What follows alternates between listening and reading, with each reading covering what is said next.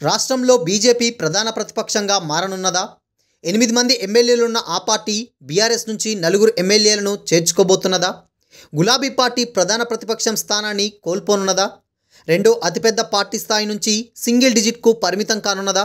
25 మందికి పైగా ఎమ్మెల్యేలను ఆకర్షించి బీఆర్ఎస్ ఎల్పీని కాంగ్రెస్ విలీనం చేసుకోనున్నదా అనే చర్చలు ప్రస్తుతం జోరుగా సాగుతున్నాయి. ఈ నెల చివరి వారంలో బడ్జెట్ సమావేశాల నాటికి బీజేపీ కనీసం 12 మంది ఎమ్మెల్యేలతో ప్రధాన ప్రతిపక్షంగా గుర్తింపు పొందుందన్న మాటలు వినిపిస్తున్నాయి. 10 ఏళ్లు అధికారంలో ఉండి ప్రతిపక్షాల గొంతు వినిపించొద్దని కోరుకున్న బీఆర్ఎస్ ప్రస్తుతం అసెంబ్లీలో సింగిల్ డిజిట్ సీట్లకు ప్రాతినిధ్యం వహించే పార్టీగా మారే అవకాశాలు ఏర్పడబోతున్నాయని చర్చలు జరుగుతున్నాయి. అసెంబ్లీ సమావేశాల నాటికి రాష్ట్రంలోని రాజకీయాలు మరింత మలుపు తిరగబోతున్నాయనే చర్చలు కూడా మొదలయ్యాయి. అసెంబ్లీ ఎన్నికల్లో 39 స్థానాల్లో గెలుపొందిన బీఆర్ఎస్ ఈ నెల చివరికల్లా థర్డ్ ప్లేస్కే పరిమితమయ్యే అవకాశాలున్నాయనేది ఆ మాటల వెనుక ఉద్దేశం. ప్రస్తుతం మెయిన్ అపోజిషన్ ఉన్న బీఆర్ఎస్ థర్డ్ ప్లేస్కు పడిపోయి ప్రధాన ప్రతిపక్షంగా బీజేపీ అవతరించే అవకాశాలు కనిపిస్తున్నాయి.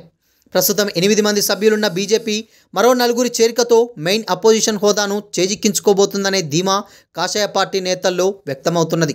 బీఆర్ఎస్ ఎల్పీ విలీనంపై కాంగ్రెస్ కూడా ఫోకస్ పెట్టి మరోవైపు బీఆర్ఎస్ ఎల్పీని విలీనం చేసేందుకు కాంగ్రెస్ వ్యూహాలు రచిస్తున్నది.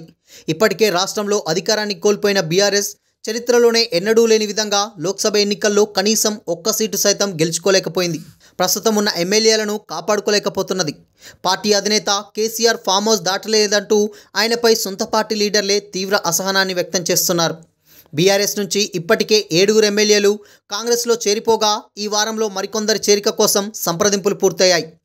లాంఛనంగా కండువా కప్పుకోవడమే తరువాయి ఈ నెల చివరి వారంలో ప్రారంభమయ్యే బడ్జెట్ సెషన్ నాటికి బీఆర్ఎస్ ఎల్పీ కాంగ్రెస్లో విలీనం దిశగా పరిణామాలు మారుతున్నాయి. ఇక బీఆర్ఎస్ సంఖ్యాబలం సింగిల్ డిజిట్కే పరిమితం కానున్నదనే సంకేతాలు కూడా వెలువడుతున్నాయి. కాంగ్రెస్ కన్నా కేవలం 1.8% ఓట్లు మాత్రమే తమకు తక్కువగా వచ్చాయని, మ్యాజిక్ ఫిగర్ కన్నా కేవలం 4-5 సీట్లే కాంగ్రెస్ ఎక్కువ రాబట్టుకోగలిగిందంటూ బీఆర్ఎస్ అధినేత కేసీఆర్, వర్కింగ్ ప్రెసిడెంట్ కేటీఆర్ పలుమార్లు కమెంట్ చేశారు.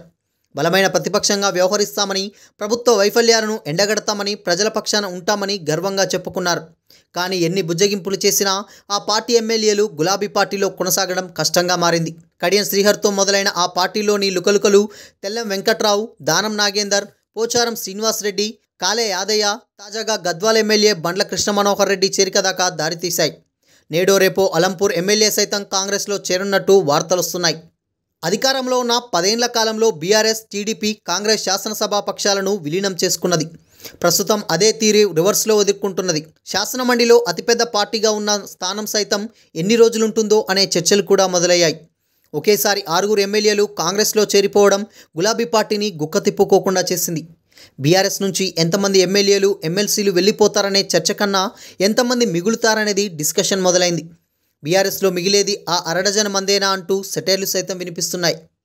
పార్టీలో చేర్చుకోవడానికి తాము వ్యతిరేకం కాదంటున్న బీజేపీ నేత బండి సంజయ్ ఎమ్మెల్యే పదవికి రాజీనామా చేసి రావాలంటున్నారు. 5-6 ఎమ్మెల్యేలు బీజేపీలో చేరేందుకు ఇప్పటికే ఢిల్లీ నాయకులతో సంప్రదింపులు జరుపుతున్నారు. కాంగ్రెస్లోనికి వెళ్లడానికి అవకాశం లేక, వెళ్లాలనుకున్న జిల్లాలోని పరిణామాలతో అందులో ఇమడలేక బీజేపీ వైపు చూస్తున్నారు. కనీసంగా 4 బీజేపీలో చేరతారని ఆ పార్టీ ధీమాతో ఉన్నది. అప్పుడే దానికి ప్రధాన ప్రతిపక్ష హోదా దక్కడానికి మార్గం సుగమవుతుంది. బీఆర్ఎస్ పార్టీని రాజకీయంగా సమాధి చేయాలన్నది కాంగ్రెస్, బీజేపీల ఉమ్మడి లక్ష్యం. ఏకకాలంలో అటు బీఆర్ఎస్ స్థాయి పడిపోవడం, బీజేపీ మెయిన్ అపోజిషన్గా అవతరించడం త్వరలోనే జరుగుతాయన్న అంచనాలు హస్తం కమలనాథుల్లో నెలకొన్నది. మొత్తంగా హస్తం, కాషాయం పార్టీల స్ట్రాటజీలతో గులాబీ పార్టీ దిక్కుతోచని స్థితిలో నలిగిపోతున్నది.